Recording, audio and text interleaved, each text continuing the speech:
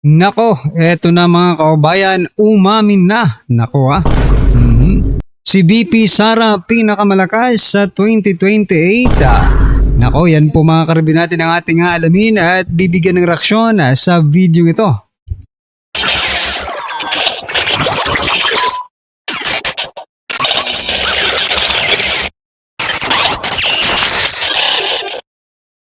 So yan mga kaubayan, at eto nga mga karabin natin, umamin na ha.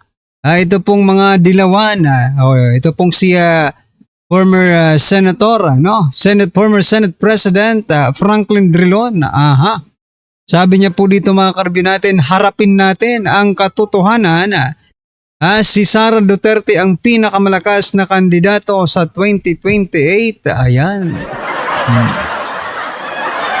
Kaya naman pala itong si Risa Hontiveros ay hindi na mapakali. At ngayon pa lang ay mukhang nangangampanya na. Di ba si Risa Hontiveros? Panay na po ang kanyang parinig sa taong bayan na please naman. Iboto daw siya pagdating ng panahon. Pero eto nga, isang dilawan at isang former senator, veterano sa politika, itong si Franklin Drilon, na concern sila sa 2028 at dapat po nilang harapin ang katotohanan na si Vice President Sara Duterte ang pinakamalakas na kandidato sa 2028. At eto nga mga kababayan, ang naging komento ng ating mga kababayan mula po sa ating mga netizens. Sabi po dito ni Sil, that's my uncle. You're right, uncle. Totoo naman Di kami solid north. Liquid north na. Liquid na daw sila.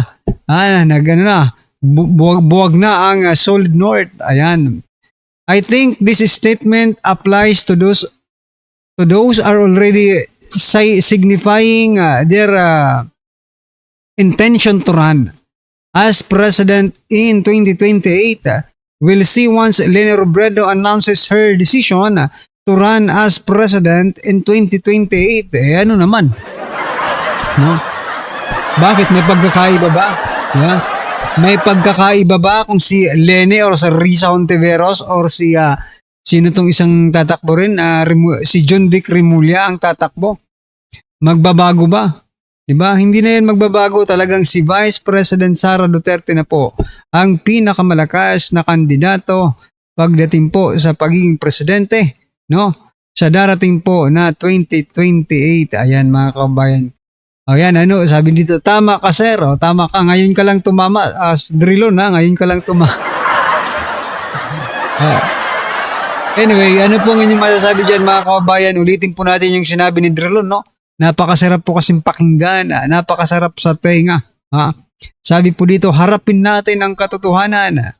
Siguro ko, nung narinig to ni Risa Hontiveros, iyak ng iyak yun. Diba? Harapin natin ang katotohanan, si Sara Duterte ang pinakamalakas na kandidato sa 2028. Ayan. Okay, at ito, pasadahan din po natin to mga kababayan, Ito pong Remullas and Marcos. Ayan, Sabi po kasi dito sa balita mga kababayan, sabi po ng Remulla, kung walang Marcos, walang Remulla, loyalista talaga kami. Hindi ba halata? Ibiruin mo, sa administrasyong ito, dalawa po ang Remulla na sekretary, di ba? So, ganun po talaga ang pagtitiwala, ni President Bongbong Marcos Jr. sa Remulla. Ombudsman Boying Remulla, palipat-lipat lang mula DOJ, papunta pong ombudsman, tapos si John Vic rin, nasa DILG mga kababayan. So, okay, nandyan kayo para pagtakpan itong si Marcos, Kasi loyalista nga talaga kayo, Alam niyo naman yung mga aso, di ba? Yung mga aso, mga loyal yan, mga kababayan. Kahit anong ipagawa mo dyan, as long as kaya niya, gagawin niya yon, Ganon din po itong mga Remulla. Parang maiko-compare din natin sila sa aso dahil nga mga loyal sila Itong mga loyalista ng mga vlogger, mga aso din yan, Kasi yung mga aso, loyal yan No, loyal po yan sa amo nila. Kung ano yung paggawa, as long as may reward, di ba?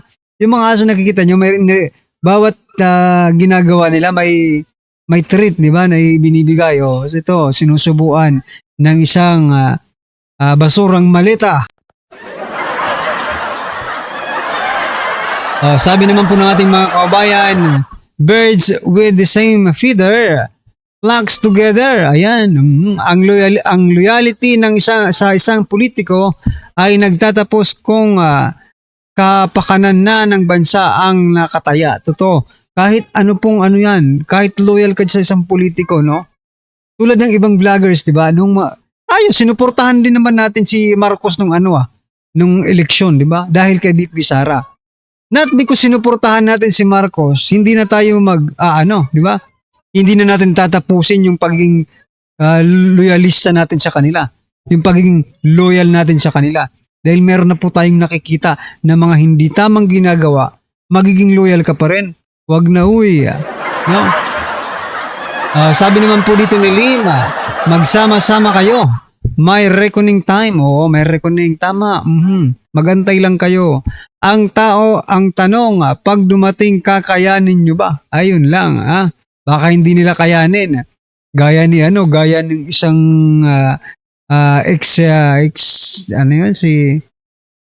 ex-Yosek, di ba? Si Cabral, di ba? Hindi kinaya. No wonder alams na. Wala, alam sa talaga yan kasi siguro ko may pinanghahawakan sila, di ba? Na kay PBBM kaya hindi sila matanggal-tanggal sa pwesto, di ba? Ano po ang inyong masasabi diyan mga kababayan? Just comment down below at eto, pasadahan po natin to mga kababayan. Ito pong balita, ito pong video. Mula po ito kay Ma'am Joey Cruz. Ayan, sabi po dito, inamin na rin ng kakamping. Mga kakamping umamin na. Mukhang wala talagang pag-asa mga kababayan ng mga kakamping. Ito. Isa rin. Ito, pakinggan po natin to mga kababayan. Ito. Pasok. Tayo mananalo. Kung pink ka, parang hindi mo talaga magugustuhan yung post ni Nika Gadi kasi yung essence nga ng post ni Nika Gadi is actually very aligned with PRRD. Yung mga content creators natin, yung mga tinatawag nilang pink lawan, medyo alanganin na yung mga take nila sa mga bagay-bagay.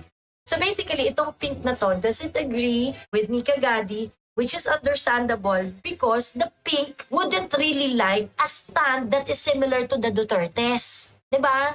Nagets nyo? Ang pink at yellow, ayaw niya ng mga stand na anti-oligarch. Si PRRD, anti-oligarch yan eh. So ngayon, itong si Kakang Pink, ayaw niya na kay Nika Gadi kasi parang alanganin yung stand mo kasi nahahawig kay Duterte di ba? Hindi kagadi, nagustuhan ko siya nung unang labas siya dito sa TikTok pinapanood natin siya. Pati yung isa, yung lalaki dito na medyo, yung madaming sinasabi din. I think nagre-refer siya kay Gabe Pineda kasi marami na rin talagang mga pink ang nabubisit kay Gabe Pineda Kasi talaga sobrang to si Gabe Pineda, out of touch as in. Ang masakit pa doon, yung mga sinasabi nila na yun ay ginagamit ng mga DDS vloggers laban sa atin. Kaya parang nakikinita mo na wala pang kampanya, natatalo na tayo sa laban. Dahil sa mga sinasabi nila na out of reach or kuminsan wala sa lugar. So ginagamit daw ng mga DDS vloggers laban sa kanila yung pagiging out of touch nila. Yung game ng DDS vloggers, hindi pa rin natin nakukuha hanggang ngayon. Para pa rin tayo nasa bubble, para pa rin tayo nasa mga echo chambers natin. Parang hindi tayo natuto sa election 2022. At yung mali na yon, parang inuulit lang natin ulit ngayon habang papalapit ang halalan at kampanya. Parang yung... Gusto ko lang talaga magkomento, no? Alam mo kasi kung sino ka man, no? Itong lalaking ito. Alam mo, hindi mo talaga mapipigilan yung mga DDS kasi kami po ay organic, no? Hindi po kami yung tipong binabayaran, no? Maniwala ka, yung mga DDS hindi po bayaran yan, no? Organic po kami, tingnan mo. Yung iba nga, makahawak lang ng cellphone, di ba? Magbablog na yan, patungkol po, sasabihin nyo, Duterte, DDS na. Organic nga po ang mga DDS, hindi po mga bayaran. Cycle ay umuulit lang. Kaya parang nakikita ko na uulitin lang din naman ng mga DDS yung gameplay nila eh. At hindi natin yung kayang sabayan. Nakakalungkot. Yun yung gusto nilang gawin na makuha ang loob ng masa, makuha ang loob na parang, dude, napakasimple niyan. Makukuha niyo ang loob ng masa kung gagawa kayo ng tama para sa kapwa ng Pilipino ninyo. 'Di ba? You push your thought leaders, kung sino man yung mga leader niyo dyan sa pink at sa mga yellow, to do the right thing. Kaya Correct mga kababayan. Tama po itong sinasabi dito ni Ma'am Joey, no? Na talagang kung makagumawa ka, magsalita ka ng makatotohanan, di ba? May manunood sa'yo. Magsalita ka ng may katotohanan, may maniniwala sa'yo. Ha? Hindi man ngayon, bukas, ba sa mga susunod na araw, basta wag ka lang hihinto, magsalita ka about sa katotohanan, may maniniwala rin sa'yo eh. No? Kasi yung mga tao, hindi naman yan mga tanga. Diba?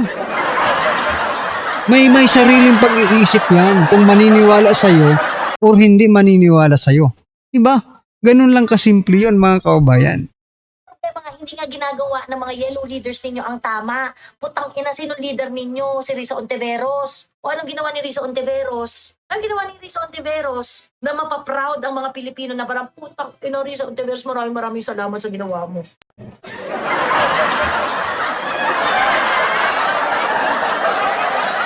Complex na parang, how do we fool the massa and the other voters and trick them into choosing us? Akala ba ng DDH kapag na-disqualify si Sara, sila Risa, Lenny Tulfo o John Vic ang iboboto ng mga DDS? Correct. Of course not. Tangina, kung ipis ang kalaban ni Risa Ontiveros sa pagka-presidente, yung ipis ang mananalo.